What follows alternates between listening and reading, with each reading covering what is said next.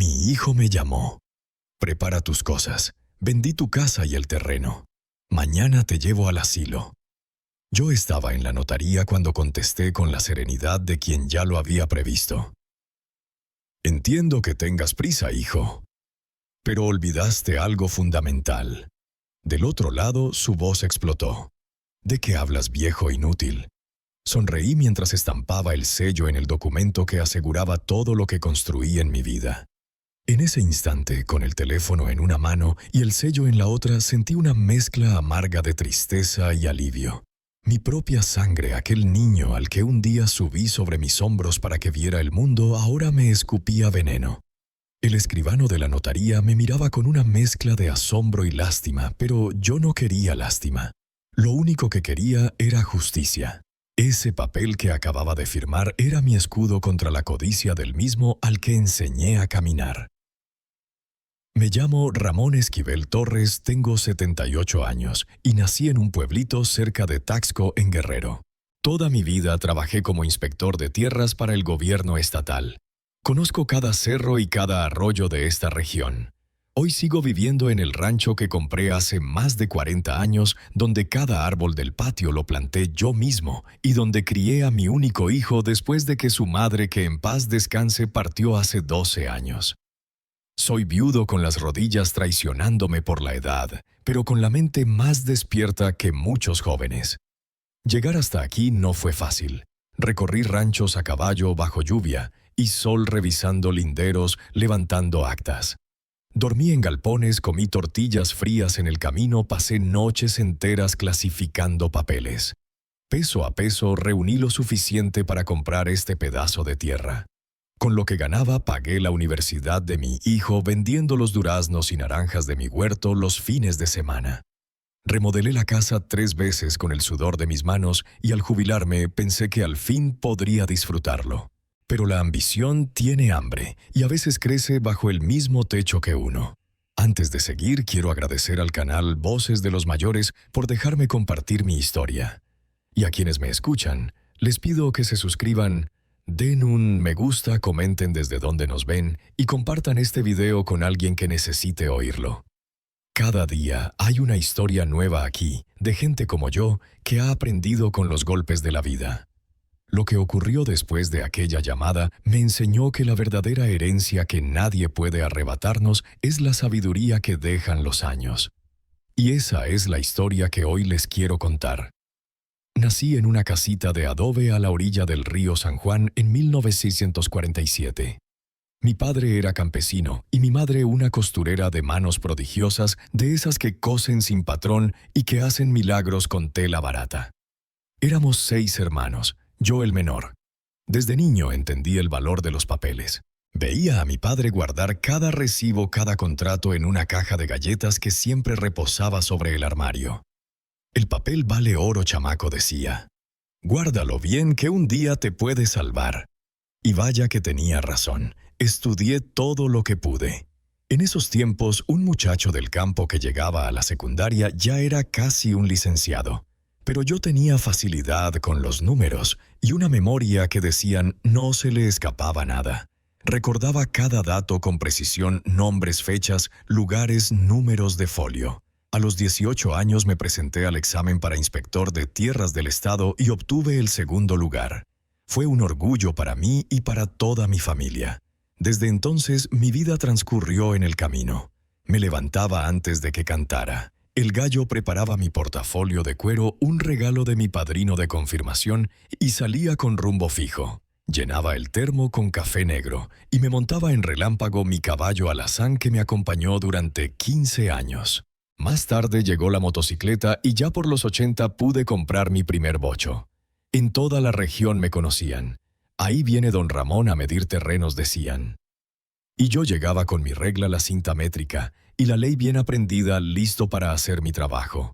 Mi labor no era sencilla. Debía comprobar que las propiedades coincidieran con los planos oficiales, que nadie estuviera corriendo cercas, que las zonas protegidas fueran respetadas. A más de uno le incomodaba mi presencia. Hubo hacendados que me apuntaron con escopeta, pero siempre actué dentro de la ley, sin venderme a nadie. Con los años me gané su respeto. Cuando llegaba a una finca, el propietario ya esperaba con los papeles en la mano. Don Ramón, está todo en regla, puede revisar. Y yo revisaba igual porque un inspector de verdad no confía solo en palabras. Conocí a Isabel, mi gran amor, en un baile de la fiesta patronal en 1970. Ella era maestra de la escuelita rural. Venía de Cuernavaca para enseñar en el pueblo, muchacha de piel clara, cabello negro que le caía en cascada y un perfume de lavanda que dejaba rastro en el aire. Nos cortejamos, un año nos casamos en la iglesia principal y nos mudamos a un cuartito alquilado cerca de la plaza.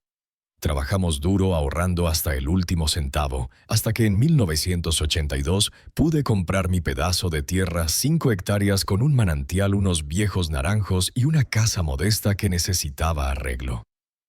Adrián nació en 1975, nuestro único hijo muchacho despierto con gustos refinados desde pequeño. Mientras los otros niños pedían una paleta, él quería helado. Si los demás soñaban con una bicicleta, él pedía moto. Isabel lo mimaba demasiado, decía que no quería que sufriera las mismas penurias que nosotros. Yo intentaba enseñarle el valor del esfuerzo, pero era difícil competir con el cariño ciego de una madre. Nos sacrificamos mucho por él. Cuando llegó a la primaria, lo inscribimos en la mejor escuela privada de Taxco, aunque tuviéramos que ajustarnos el cinturón. Los fines de semana yo madrugaba para recolectar las frutas del huerto y venderlas en el mercado. Isabel hacía pasteles y pan casero para sumar ingresos.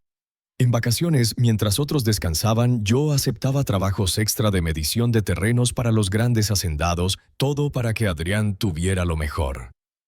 Cuando entró a la Facultad de Derecho en la UNAM, vendimos la vieja motocicleta que aún guardaba y hasta un pedazo de tierra para pagar su estancia y los libros. Isabel viajaba cada semana a llevarle comida casera y ropa limpia.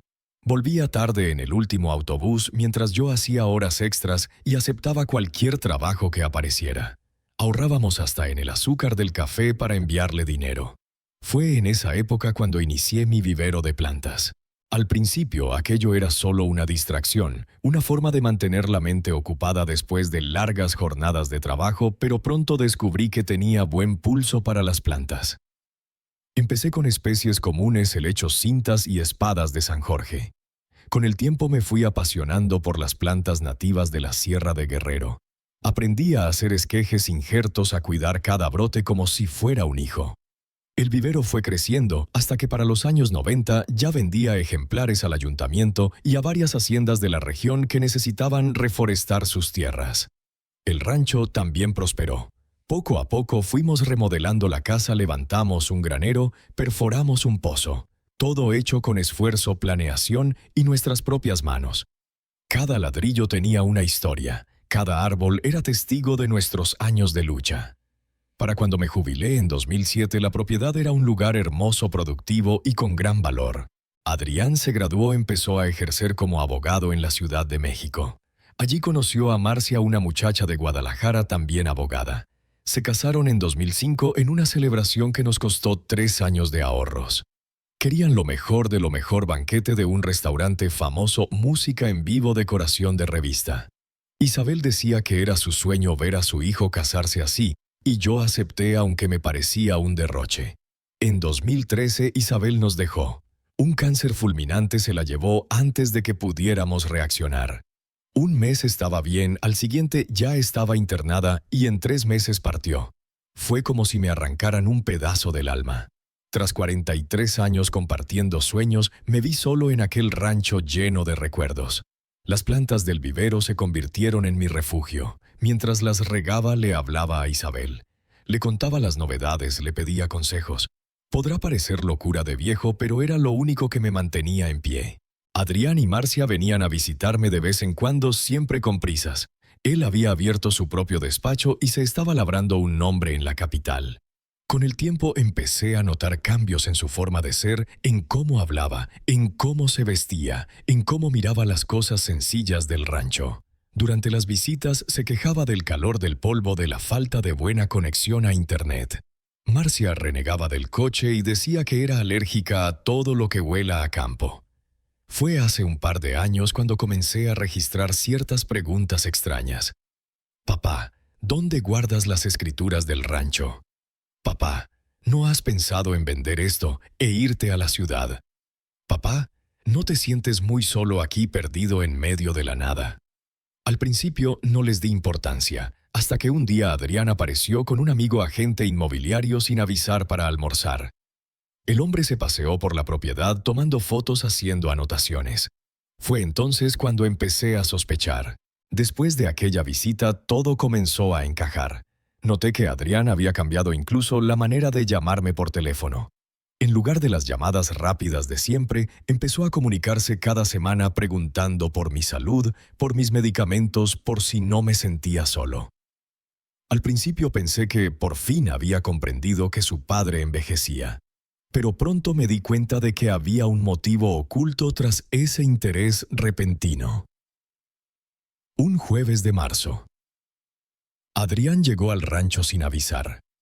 Apareció en un auto nuevo de esos importados que cuestan lo mismo que una hacienda pequeña.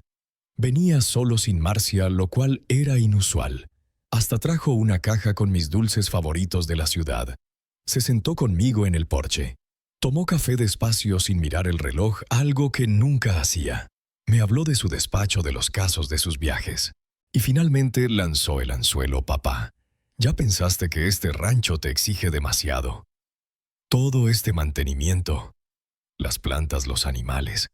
A tu edad mereces descanso. Un sitio más cómodo con gente que te cuide, dijo Adrián con esa voz que intentaba sonar cariñosa, pero que me sabía a trampa. Fingí no entender lo que quería insinuar. Le hablé de Pepe, que venía 3 veces por semana a ayudarme con lo pesado del rancho. Le conté sobre las plantas del vivero, mi orgullo, mi alegría. Le dije que nunca me había sentido tan bien, que incluso el médico había dicho que tenía la salud de un hombre de 60. Entonces cambió de estrategia. Empezó a hablarme de sus problemas económicos, que la competencia entre despachos se había vuelto feroz, que los clientes importantes se estaban yendo, que su oficina necesitaba una reforma urgente. Después vino con lo de los gastos, la colegiatura de los niños, la financiación del coche, la hipoteca del departamento. Todo dicho con ese tono que no pide pero presiona. Sabes que nunca te pediría nada, papá, pero ando preocupado por el futuro, por poder darle a mis hijos lo que tú y mamá me diste. En ese momento el corazón me ganó. Le ofrecí ayuda. Tengo unos ahorros guardados, puedo prestártelos, le dije. Agradeció, pero cambió el tema enseguida. No sería justo, ya encontraré la manera. Pero, en realidad, papá, tengo una propuesta. Hay un empresario de la Ciudad de México interesado en comprar tierras por aquí para levantar un resort. Me explicó que pagarían muy bien por el rancho, mucho más de lo que valía según él. Que con ese dinero yo podría comprarme un departamento cómodo en la ciudad, cerca de ellos, y aún me sobraría para vivir sin preocupaciones. Confieso que por un instante la idea sonó lógica. Yo viejo, solo en un rancho grande, lejos de mi hijo y de mis nietos.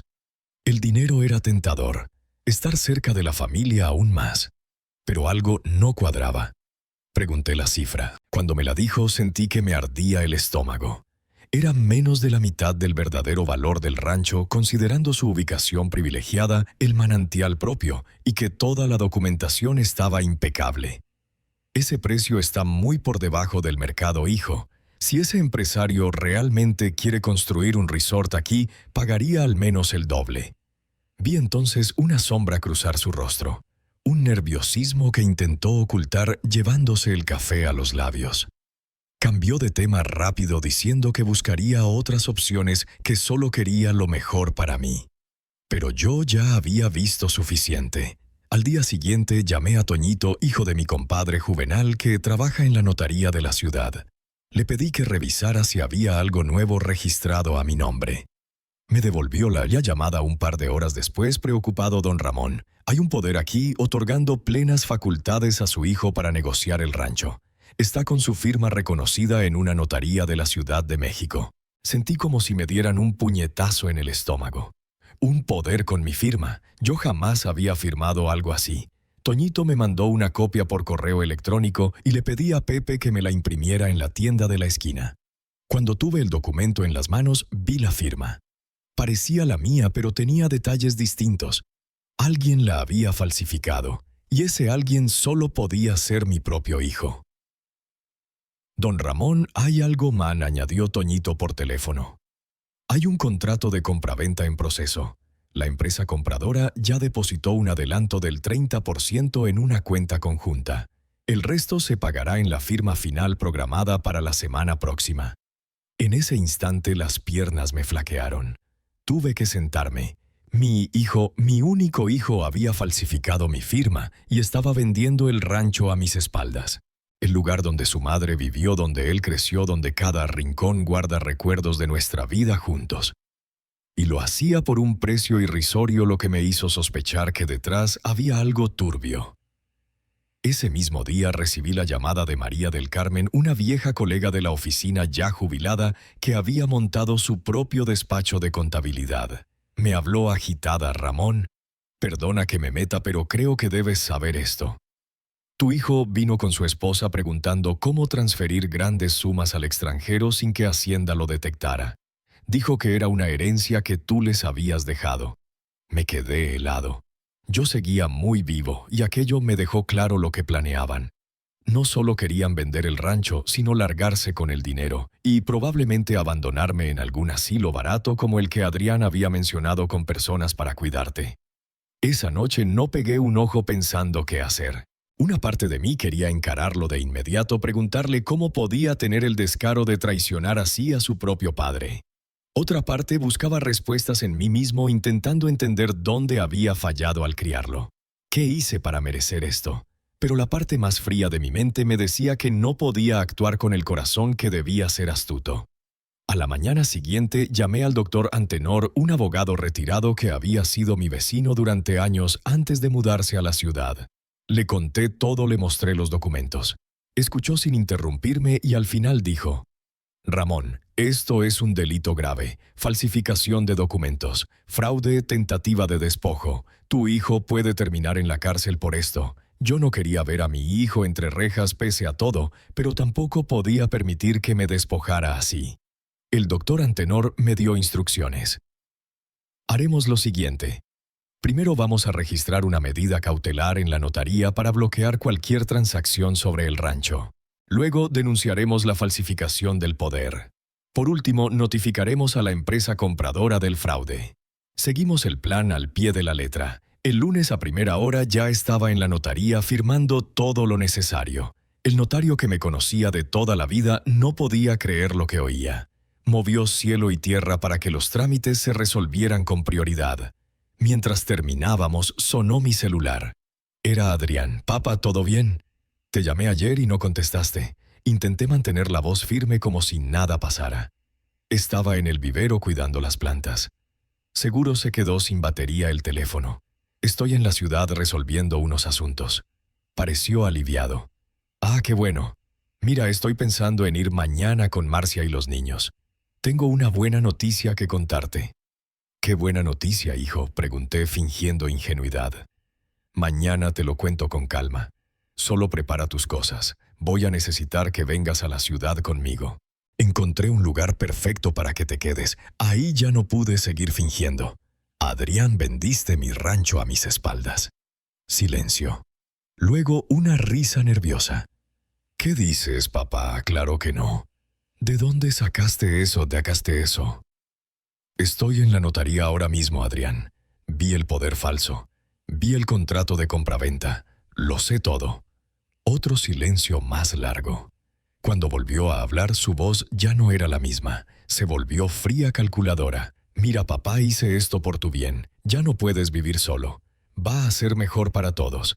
Tendrás un lugar cómodo en la ciudad con gente de tu edad. El dinero estará bien administrado. Lo voy a invertir para asegurar tu futuro.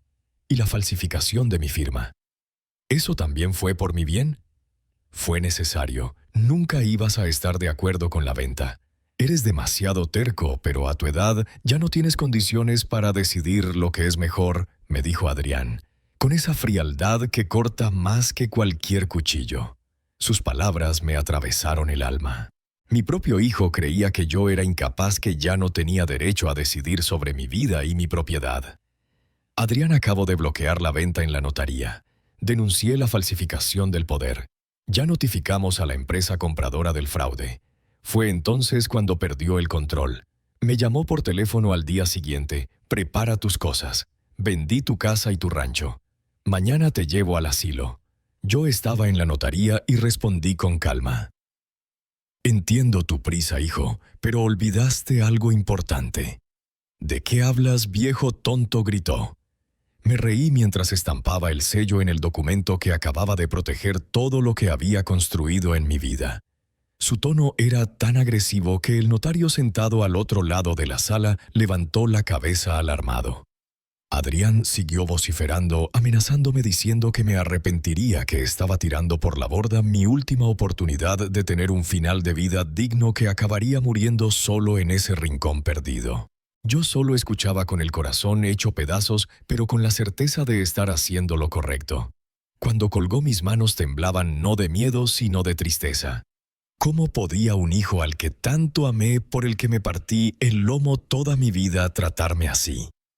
¿Qué había pasado con aquel niño al que enseñé a dar sus primeros pasos, a ser honesto, a nunca tomar lo que no le pertenecía?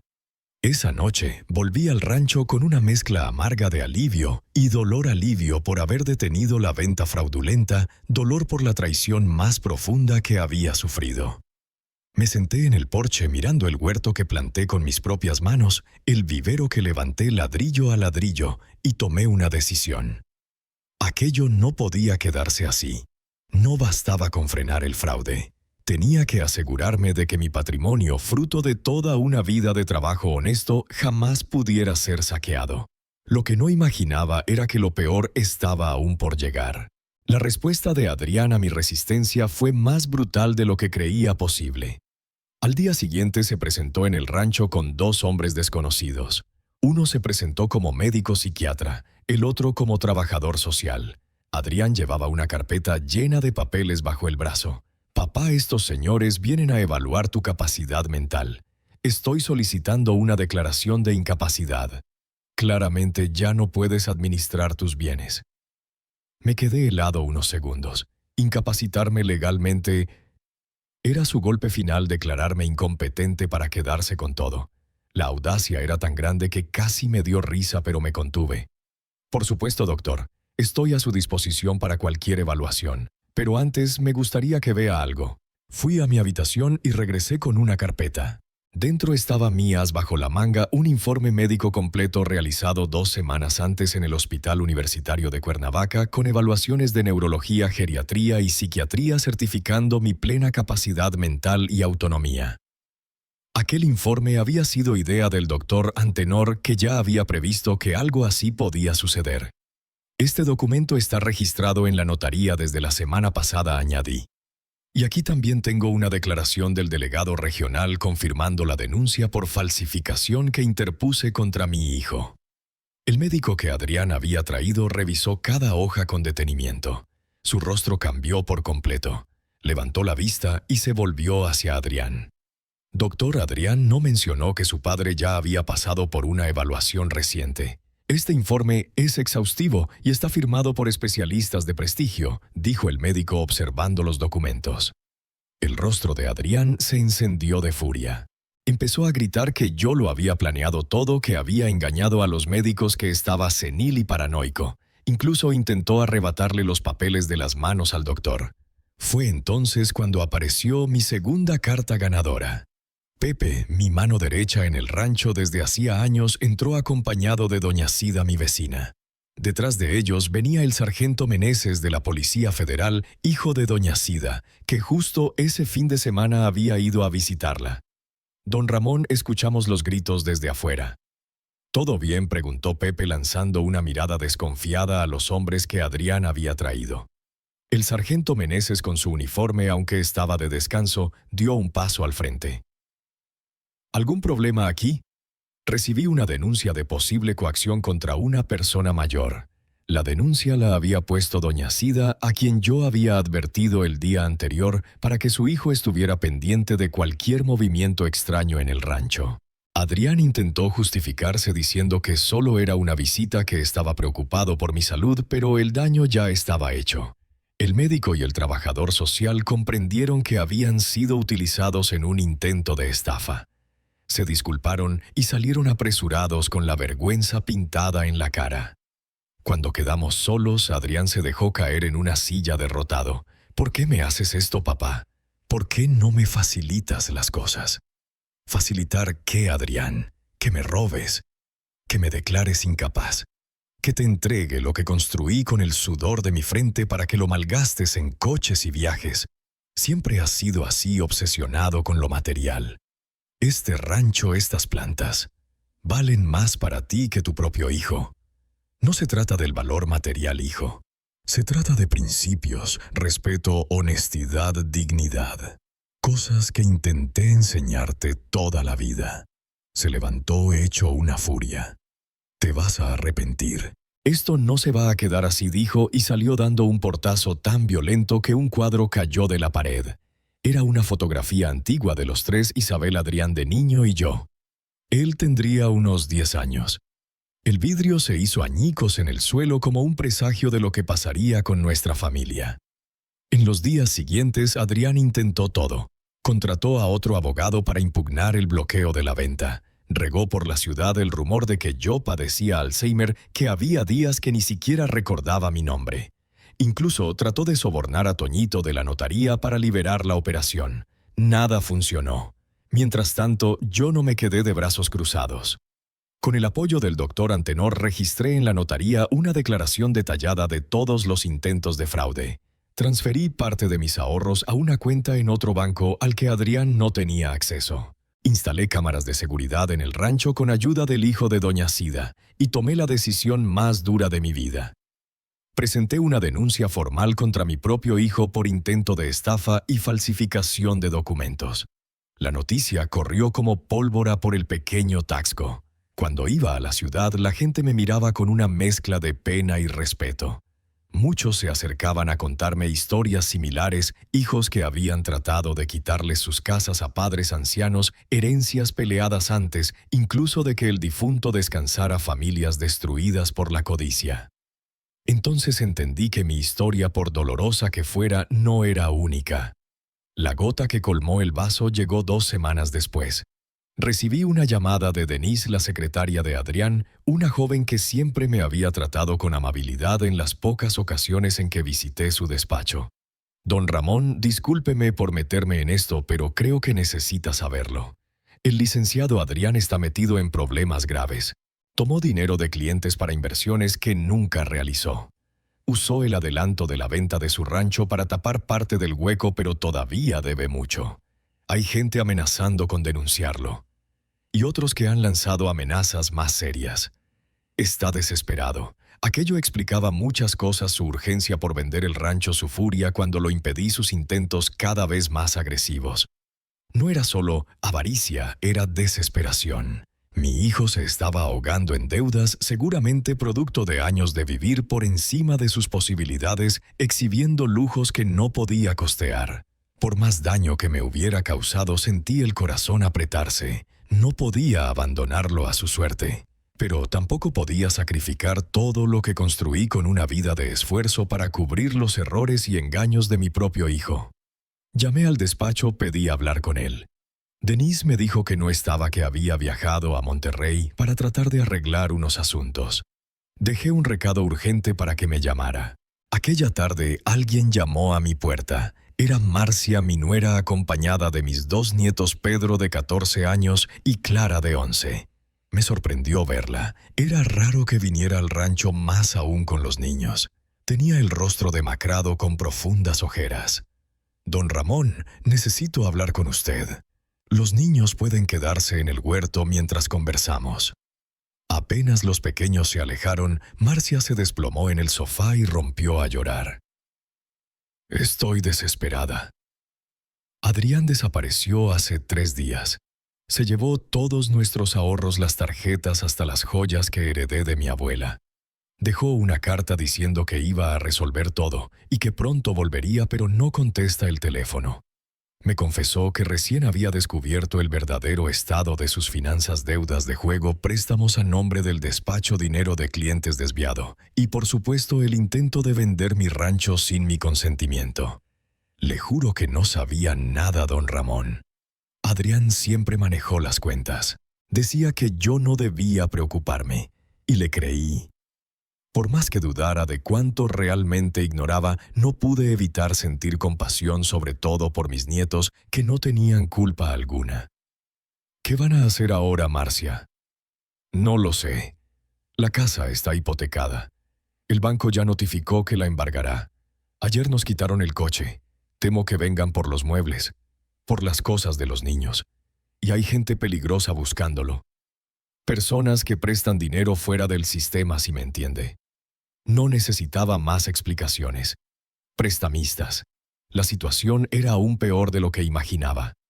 Fue entonces cuando se me ocurrió una solución no definitiva, pero que al menos daría refugio a mis nietos mientras pasaba la tormenta. Marcia, hay una casita en la parte trasera del rancho. Era del capataz antes de que Pepe se mudara a la ciudad. Lleva años vacía, pero está limpia y tiene lo básico. Pueden quedarse ahí hasta que todo esto se calme. Me miró sorprendida. Después de todo lo que Adrián le hizo, ¿aún quiere ayudarnos? No lo hago por Adrián, respondí. Lo hago por mis nietos, que no tienen culpa de las decisiones de su padre, y por ti, que por lo que veo también fuiste engañada. Esa misma tarde ayudé a Marcia y a los niños a instalarse en la casita. Era sencilla, con 2 habitaciones, cocina, baño y un pequeño porche. Pepe trajo una estufa nueva desde la ciudad. Yo compré colchones y ropa de cama. En cuestión de horas transformamos aquel lugar en un hogar temporal.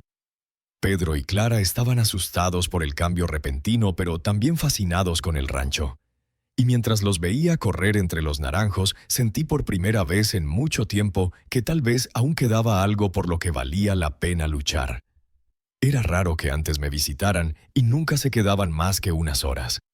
Ahora tendrían tiempo de conocer cada rincón, el huerto, el vivero, el arroyo que cruza la propiedad por el fondo. Esa noche, sentados en el porche de la casa principal, Marcia me reveló más detalles sobre la situación. Adrián había empezado a jugar hacía unos años, al principio de manera esporádica, pero luego con frecuencia creciente. Perdió grandes sumas, pidió préstamos para cubrir las pérdidas y después usó dinero de clientes para tapar los huecos. Era un círculo vicioso que no dejaba de crecer. Ha cambiado, don Ramón. No sé cuándo pasó, pero ya no es el mismo hombre con el que me casé. A veces lo miro y no lo reconozco, dijo con tristeza.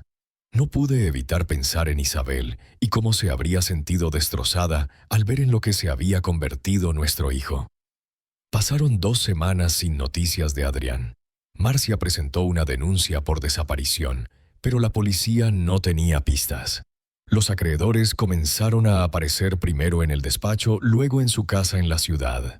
Algunos incluso llegaron al rancho, pero el sargento Meneses, que se había vuelto un aliado invaluable, se encargó de que nadie traspasara los límites de mi propiedad. Fue entonces cuando sonó el teléfono. Era Adrián por fin. «Papá, necesito tu ayuda. Estoy en problemas». Su voz era distinta, ya no había arrogancia, solo derrota. «¿Dónde estás, hijo?» «En un hotel en Querétaro. Intenté escapar, pero el dinero se acabó. Y hay gente peligrosa buscándome. Tu esposa y tus hijos están aquí en el rancho. Están preocupados. Lo sé. Marcia me lo dijo. Gracias por cuidarlos, papá. Lo arruiné todo, ¿verdad?» Por primera vez en mucho tiempo escuché sinceridad en su voz. Ya no era el abogado altivo intentando manipularme, sino un hombre roto, consciente de sus errores. «¿Qué esperas que haga, Adrián? Quiero volver, arreglar lo que se pueda, asumir las consecuencias». Pensé por un momento. A pesar de todo, seguía siendo mi hijo. «Vuelve a casa, hijo. Vamos a enfrentar esto juntos». 2 días después, Adrián llegó al rancho. Estaba demacrado, con la barba descuidada. Al ver a Pedro y Clara correr hacia él, rompió en llanto. Abrazó a Marcia durante largo rato pidiéndole perdón entre sollozos. Esa noche en el porche confesó todo: las deudas de juego, el dinero desviado, el intento desesperado de vender mi rancho para cubrir sus faltas. Pidió perdón a Marcia, a mí y a los niños que ya dormían. Perdí el rumbo, papá. Me cegaron la codicia y el orgullo. Quise aparentar éxito, tener más de lo que podía. Y cuando empecé a perder, no supe detenerme. Lo miré y por primera vez en años vi humildad en sus ojos. La soberbia había dejado paso al arrepentimiento genuino. ¿Qué piensas hacer ahora, Adrián? Voy a entregarme a la policía mañana. Cometí varios delitos: falsificación, fraude, apropiación indebida. Voy a confesar y aceptar lo que venga. No quiero seguir huyendo. Y después, no sé si habrá un después, papá. Probablemente pierda mi licencia de abogado. Tal vez tenga que empezar de cero si me dan la oportunidad.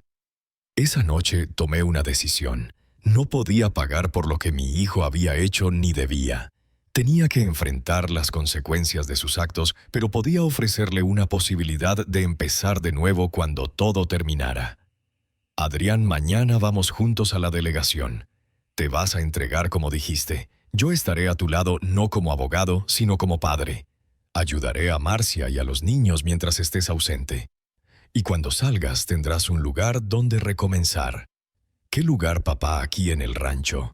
Hay tierra suficiente para dividir. Podrás construir tu casa al otro lado del arroyo, rehacer tu vida lejos de la ciudad y de sus tentaciones. Trabajar la tierra como yo lo he hecho siempre. Me miró sorprendido. Después de todo lo que hice, ¿aún quieres darme una parte del rancho? No te estoy dando nada, hijo. Te estoy ofreciendo una oportunidad para recuperar tu dignidad. El rancho seguirá siendo mío mientras yo viva. Pero puedes vivir y trabajar aquí, aprender un oficio nuevo. Y si demuestras que de verdad has cambiado un día, esta tierra podrá ser tuya. No por trampa ni engaño, sino por mérito. Al día siguiente, tal como habíamos acordado, acompañé a Adrián hasta la delegación de Taxco. Confesó todo ante el delegado, un hombre serio que me conocía desde niño. Las consecuencias serían duras: varios años de cárcel, la pérdida de su licencia profesional, deudas que cargaría durante mucho tiempo. Pero por primera vez vi a mi hijo enfrentando sus actos de frente sin intentar manipular ni huir. Cuando lo llevaron a la celda, me miró por última vez. Papá, ¿me perdonas? Ya te perdoné, hijo. Ahora es momento de reconstruir. La noticia se regó por toda la región. El hijo de don Ramón, el abogado que intentó despojar a su propio padre, está preso. Algunos vinieron a darme el pésame como si se tratara de un duelo. Y de alguna manera sí lo era la muerte de una ilusión de la imagen que yo tenía de mi hijo. Pero también fue el nacimiento de algo nuevo, la posibilidad de un hombre distinto forjado en las cenizas de sus errores. Marcia decidió quedarse en el rancho con los niños. Al principio dijo que sería temporal, pero poco a poco fue adaptándose a la vida sencilla. Consiguió trabajo como maestra en la escuelita rural, la misma donde Isabel había enseñado hace décadas. Pedro y Clara se inscribieron en la escuela de la ciudad y hacían el trayecto en el autobús escolar como tantos otros niños del campo. Los acreedores aún buscaban a Adrián, pero cuando supieron que se había entregado y que ya no quedaban bienes que reclamar, la mayoría desistió. Algunos procesos civiles continuaron, deudas que tardarían años en saldarse, pero al menos cesaron las amenazas más graves. En cuanto a mí, encontré una paz que nunca imaginé recuperar. La traición de mi hijo me había herido en lo más profundo, pero su valor para asumir las consecuencias trajo consigo una forma de redención. Tener a mis nietos cerca, verlos descubrir los pequeños milagros de la vida rural, era un regalo inesperado a mi edad. Un día, mientras trabajaba en el vivero con Pedro, que había desarrollado un interés genuino por las plantas, me preguntó: abuelo, ¿cómo supiste que papá iba a intentar vender el rancho? ¿Cómo lograste prepararte? Sonreí recordando la lección más valiosa que mi padre me enseñó. No lo sabía, hijo mío, pero aprendí desde pequeño que el papel es como el oro. Guárdalo bien porque un día puede salvarte. Tu padre lo olvidó. Pero quizá tú no lo olvides. Han pasado 4 años desde aquel día en que mi hijo se entregó a la justicia. Muchas cosas cambiaron desde entonces. La vida tiene esas vueltas inesperadas, como un río que parece ir recto pero de pronto se curva. Adrián cumplió 2 años en régimen semiabierto. Pudo haber sido más, pero el juez consideró su confesión voluntaria y el hecho de que se entregara por iniciativa propia. Yo lo visitaba cada semana, llevándole productos del rancho contándole las novedades. Al principio apenas levantaba la mirada para verme. Vergüenza, supongo. Pero con el tiempo esas visitas se convirtieron en momentos de reconstrucción. Fue en esas conversaciones de 1 hora por semana donde conocí al verdadero Adrián. No al niño consentido que criamos, ni al abogado arrogante que perdió el rumbo, sino al hombre que quizás todavía podía llegar a ser. Adrián aprovechó su tiempo en prisión para estudiar. Adrián hizo cursos de agricultura orgánica, técnicas de siembra y gestión de pequeñas propiedades rurales. Cuando me mostró los certificados, no pude evitar que los ojos se me humedecieran. Vi en ellos no solo un interés genuino, sino un pedido silencioso de reconciliación. Quería aprender lo que yo sabía entender mi mundo. Marcia y los niños siguieron viviendo en el rancho.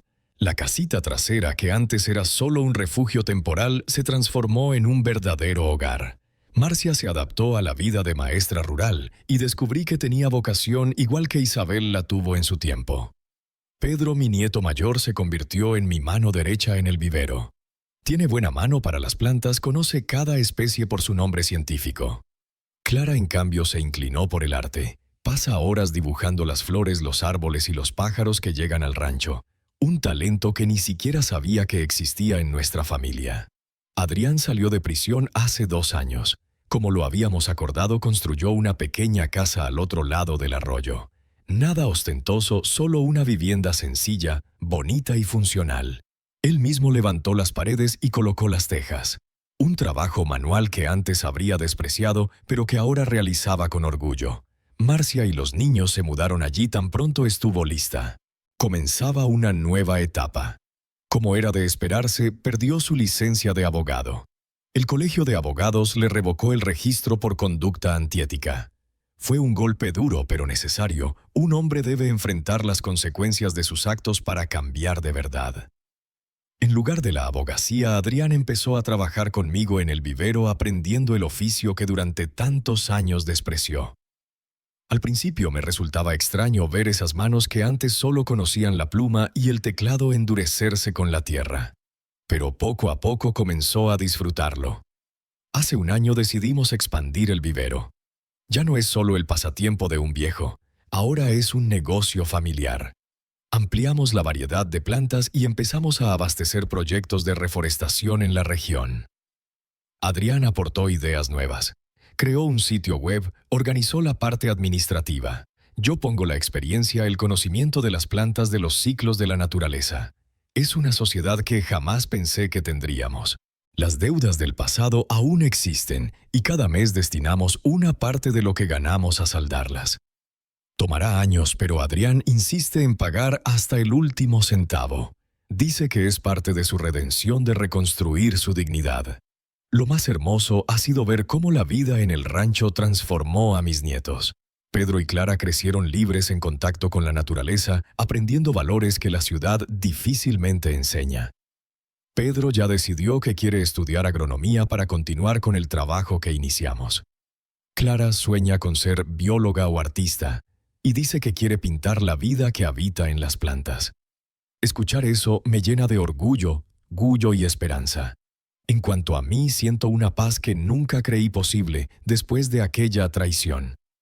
Claro, hubo momentos difíciles, noches en las que me preguntaba en qué fallé al criar a mi hijo, días en los que el dolor pesaba en el pecho. Pero el tiempo y la transformación sincera que vi en Adrián fueron curando esas heridas. Hoy, a mis 82 años, me levanto cada mañana con gratitud. Gratitud por estar vivo para ver a mi hijo reencontrar su camino. Gratitud por tener a mis nietos creciendo cerca de mí, aprendiendo el valor de la tierra y del trabajo honesto. Gratitud por haber tenido la fortaleza de enfrentar aquella tormenta en lugar de rendirme. Si pudiera regresar en el tiempo y hablar con aquel Ramón de hace 4 años, aterrado por la traición de su propio hijo, le diría: va a doler, pero pasará, y lo que vendrá después será mejor de lo que imaginas. La vida me ha enseñado muchas cosas en estos 82 años, pero quizá las lecciones más profundas me llegaron precisamente en los momentos más duros. Aprendí que perdonar no significa olvidar el daño, sino abrir la puerta a construir algo nuevo a partir de él. Aprendí que a veces es necesario perder para descubrir lo que realmente importa. Y comprendí que por muy dura que sea una traición, no tiene el poder de definir toda una vida ni toda una relación. El otro día, mientras Adrián y yo plantábamos esquejes en un nuevo bancal, me dijo: «Papá, a veces pienso que necesité perderlo todo para entender lo que realmente tenía valor». Sus palabras me quedaron dando vueltas en la cabeza. ¿Cuántas personas pasan la vida entera acumulando bienes, estatus, apariencias, sin comprender jamás lo que en verdad vale? Mi rancho sigue siendo mío como prometí, pero ahora es mucho más que una propiedad. Es el corazón de una familia que volvió a unirse, el escenario de una historia de redención.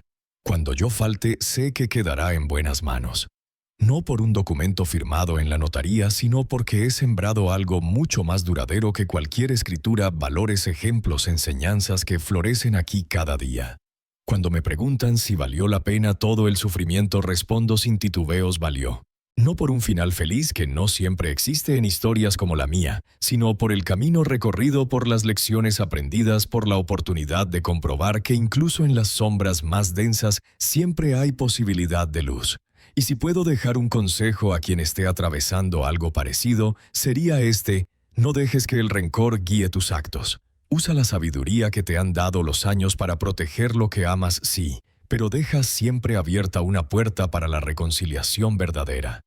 No esa hecha de conveniencia o mentira, sino la que nace de una transformación auténtica. Hoy, cuando veo a Adrián enseñándole a Pedro cómo injertar un árbol, cuando escucho a Marcia contando cuentos a sus alumnos bajo el viejo mango, o cuando contemplo los dibujos de Clara decorando las paredes de la casa, sé que tomé la decisión correcta. No fue sencillo, no fue sin lágrimas, pero fue el camino que permitió que todos nosotros creciéramos. Como decía aquel refrán antiguo que repetía mi padre, un buen árbol, aún después de cortado, puede volver a retoñar. Adrián era un buen árbol que se perdió por el camino, pero sus raíces eran lo bastante fuertes para darle otra oportunidad. Si llegaste hasta aquí, te agradezco de corazón por escuchar mi historia. Espero que de algún modo haya tocado algo en ti. Y quiero agradecer también al canal Voces de los Mayores por darme este espacio para desahogarme y compartir mi vida. Si te gustó, suscríbete, deja tu me gusta. Comenta ahí abajo desde qué ciudad nos ves y a qué hora. Y si conoces a alguien que necesite escuchar algo así, comparte este video. Aquí, cada día hay una historia nueva.